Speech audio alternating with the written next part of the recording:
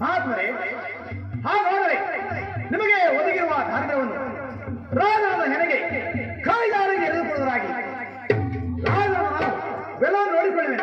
ಆಗಲಿ ಪ್ರಭು.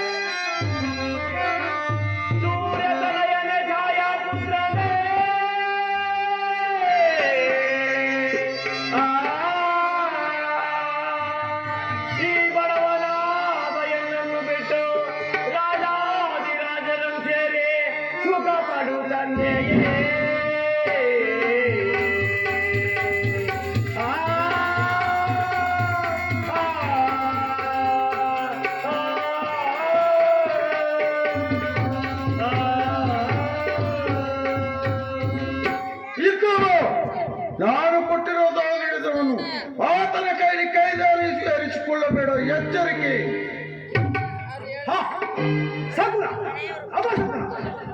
ರಾಜನ ನಾನು ಕ್ಷತ್ರಿಯ ಹುಟ್ಟಿ ಮುಂದಕ್ಕಿನಿಂದ ಕೆಳಗಳನ್ನು ಹಿಂದಕ್ಕೆ ತೆಗೆದಿದ್ದೇನು. ಮಹಾತ್ಮರೇ, ಎದರಬೇಡಿ, ಧೈರ್ಯವೇ ಕೈದಲ್ಲಿ ಕೊಡಿ. ಬರೆಯದನ್ನ ಬರಲಿ. ಆ ಪರಮಾತ್ಮ ಕರುಣ ಕೆಲಸವು ಎಲ್ಲ ಮೇಲೆ ಸಂಪೂರ್ಣವಾಗಿರಲಿ. ಮಹಾತ್ಮರೇ, ಎದರಬೇಡಿ, ಧೈರ್ಯವೇ ಕೈದಲ್ಲಿ ಎದುರುಕೊಳ್ಳಲಾಗಿ ನೀನು ನೀಡಿದ ವಕ್ರಾಚರಣವನ್ನು ಚೆಂಡಾಡುವನು, ಎಚ್ಚರಿಕೆ. ಮಹಾತ್ಮರೇ, ಅಷ್ಟೇ ಆಗಲಿ, ಧೈರ್ಯವೇ ಕೈದಲ್ಲಿ ಎದುರುಕೊಳ್ಳಲಾಗಿ ನಾನು ಇವೆಲ್ಲ ನೋಡಿಕೊಳ್ಳುವೆನು. ಆಗಲಿ ಪ್ರಭು.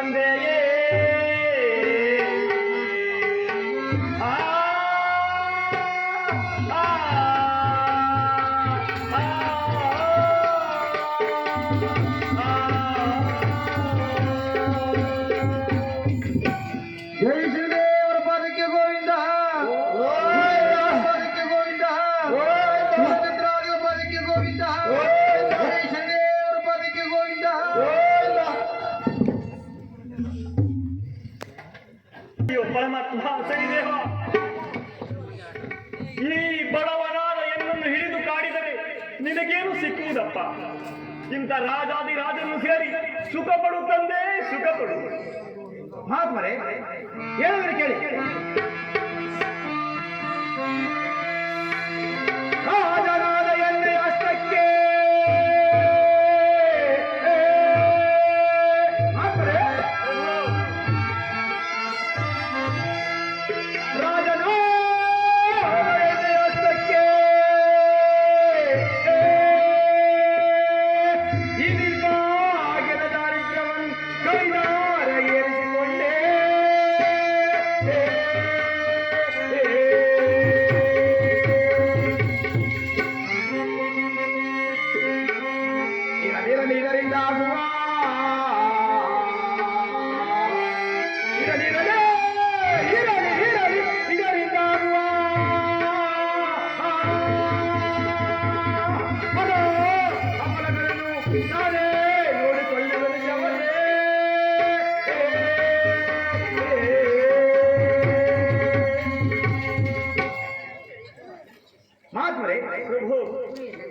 ನಿಮಗೆ ಒದಗಿರುವ ದಾರಿದ್ರ್ಯವನ್ನು ಎರೆಗೆ ಕೈಗಾರಿಗೆ ಎದುರುಕೊಳ್ಳಲಾಯಿತು.